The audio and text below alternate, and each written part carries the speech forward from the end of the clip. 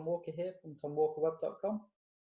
Just finished a telephone call with Charleh Dickinson, one of the youngest entrepreneurs in the UK, and she even has a BBC article about her, entitling her as one of the brightest and best upcoming young entrepreneurs the UK has to offer.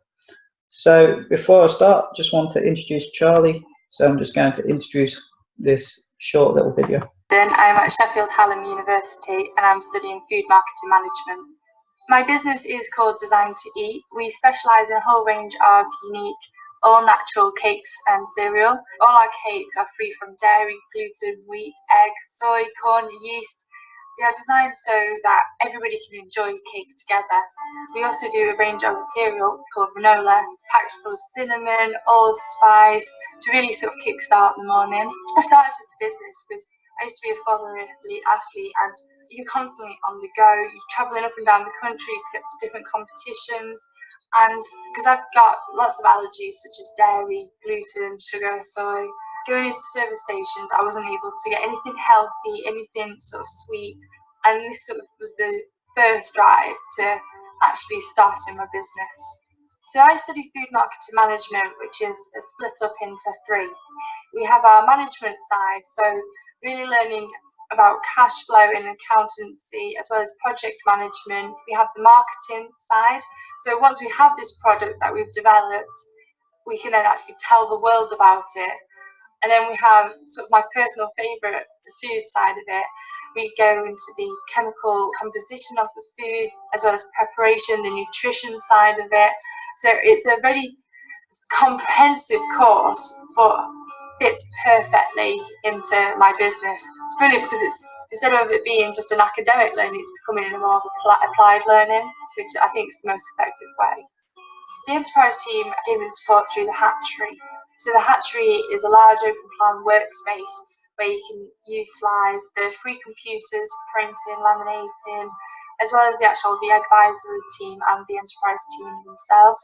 Being able to contact, learn from other people, really push the products side of it, and getting them from just being the idea, that brownie that sits on, I always have it at the end of the week sort of thing, to now the full-fledged product that we sell online.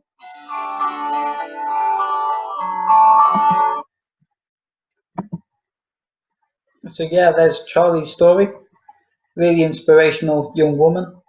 Speaking to her, I managed to ask a few questions about her mindset and the challenges she faced when setting up. It's really quite interesting.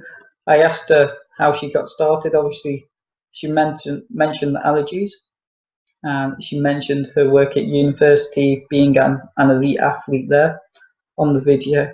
She was actually doing work experience at a healthy fast food place up in Sheffield, and they're actually looking to expand into the cake and the sweet snack side. And when they looked into this, it wasn't possible without getting it from another source.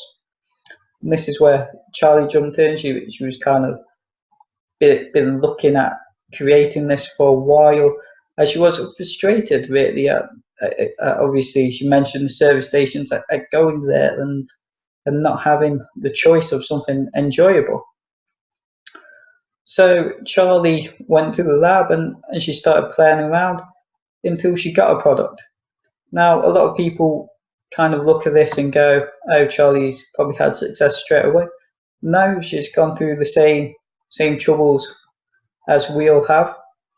Charleh failed her way to success, in which many entrepreneurs, and in fact all entrepreneurs, go through this. And if you fail at the first hurdle, then you're not doing very well. And I think failure just makes you better. You look at Steve Jobs.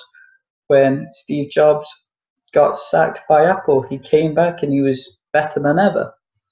And this is the case when setting up a business. You've got to be prepared to fail. And the road to success isn't a straight line. It's very strenuous. You fail and you start. You fail and you fail and you fail again until you reach success. And this was the case with Charleh. She managed to create a product they released a product, and she said it didn't taste that nice. It really didn't. She says the demand was there, people were buying the product, but it didn't taste nice. It wasn't filling the goal that she set out when she set up the business. So she went back to the lab, developed it, and she finally got a nice tasting product to release. And when she was releasing it, she actually went out and targeted a big market. She targeted a big festival, and she was quite daunted. I mean, to this day, speaking to Charleh about it, she says she didn't think the company was ready. She didn't think she was ready. However, the experience of actually going there and doing it was invaluable, and something she could never doubt or take away. And I asked Charleh if she would do the same thing again, and she said 100%, 100%. She said this time she would go into it with more confidence than before. Before, she didn't think she would be a success. They actually made a profit, so they're very successful. But she said the knowledge of just being there, being around people, and actually doing what you set out to be was really good, and that was one of the biggest things to take away from that conversation with Charleh. Her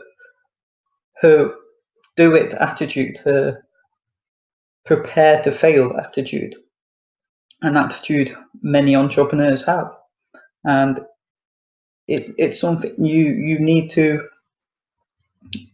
take, and you need to be adaptable to. You've got to be prepared to fail. So another thing I asked Charleh, I said, Charleh, was there any mentors you had? She mentioned her dad. Her dad was actually a business coach at the time.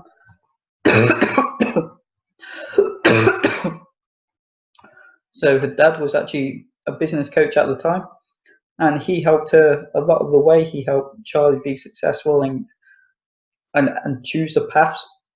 And I asked her if she didn't have the mentor, would she be as successful?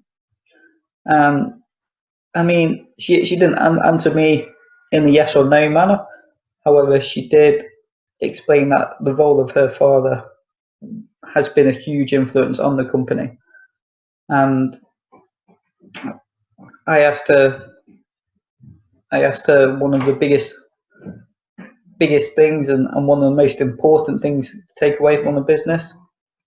And she said passion. She said when she started, nobody knew she would start. People would doubt her, but everyone knew she would strive forward to try and be successful and try and basically try and make the business a success. And I asked her again, okay, along the journey, what's one of the biggest things you've learned about your mindset? And she mentions the 4 steps of learning. I mentioned is that the Tai Lopez one, which we all know, the practical, action, social, or emotional, and each one defines who you are and what characteristic you are. And it was a very similar program which Charleh had heard. Hers was fire, water, wind, and ice, I believe. I'm sure Charleh will correct me if I'm wrong on this one anyway. But it was a very, very similar principle that was working out who you were talking to, what they would respond well to, and what kind of person they are. So we'll speak about this in the later lesson. It's a really valuable lesson and something Charleh really hammered home. And for me, that was quite big. Obviously, I've heard about the importance, but to say Charleh looks at that daily, and will go back and say to say that's one of the biggest steps was absolutely huge. It's not coming from me, it's actually coming from someone who is successful in business. So just want to say thank you, Charleh, for the time. It was really inspiring, and hopefully you'll get to see more of Charleh soon. Hopefully we can arrange a Skype video so you can actually hear some of the content from Charleh. So hopefully I'll see you all soon, and make sure to check out Charleh's video below and check out the Design to Eat website, the company which Charleh set up. Okay, cheers guys, see you soon.